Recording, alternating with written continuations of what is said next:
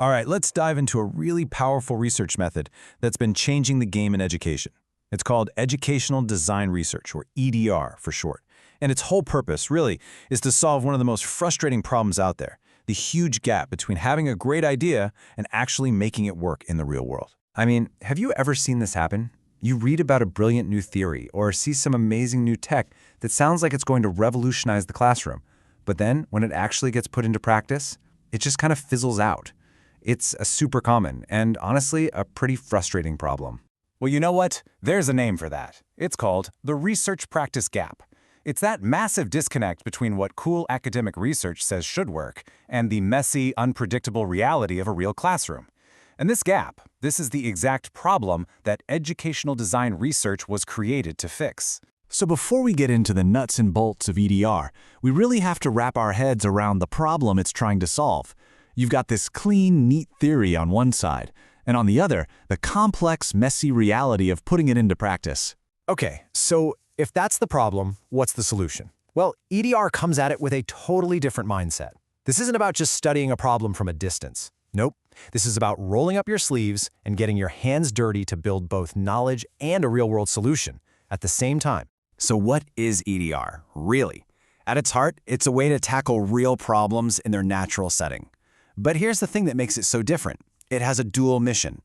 EDR sets out to produce two things simultaneously: new theoretical insights and a practical, tangible solution that people can actually use.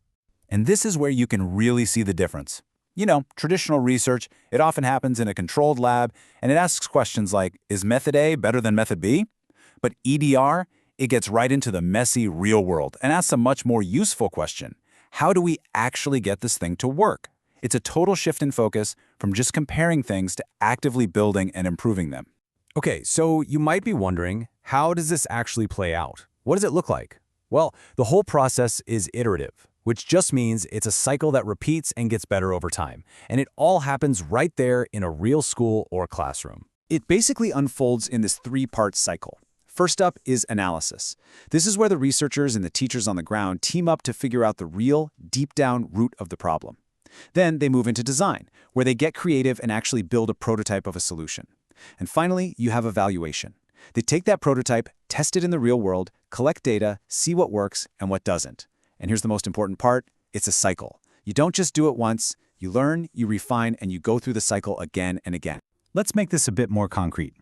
Imagine an administrator, Dr. Flores. In that first analysis phase, she gets everyone in a room. Faculty from two totally different worlds, American Lit and Public Health, plus some PhD students. Their mission? To just talk and collaborate and figure out the core goals for a brand new innovative course.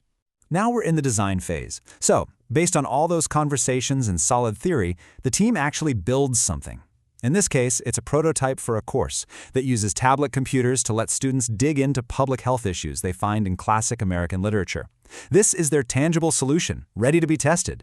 And this is where the commitment really shows. That evaluation phase, it's not just a quick survey at the end of the semester. Oh no, this team is going to run the course, gather tons of data, analyze it, and tweak the design over and over again for 2 years, maybe even longer. They're in it for the long haul to really get it right. So after all that time and effort, what's the actual payoff? Well, the real-world impact of EDR is where you see its true power, because what you get is so much more than just a single, isolated solution. This quote absolutely nails it. EDR isn't just about patching a problem. It's about digging deeper and asking why the problem is there in the first place. And even more importantly, it's about figuring out the design principles, the lessons learned from the messy process of making something work.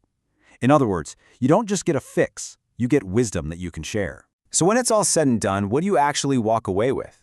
Well, you get tools and products that have been battle-tested in a real environment, not some sterile lab. You get knowledge that is immediately useful and relevant to people on the front lines. It also empowers teachers to become researchers of their own work. And because it's all about solving real-world challenges, it's a genuinely socially responsible way to do research. Now, of course, it's not all a walk in the park. Like any really ambitious method, EDR has its own set of challenges. And it's important to look at those hurdles honestly to see where this whole thing is headed. Yeah, funding is a big one. A lot of grant agencies are set up to fund either research or development, but EDR does both at once, so it can be tough to find the right financial fit.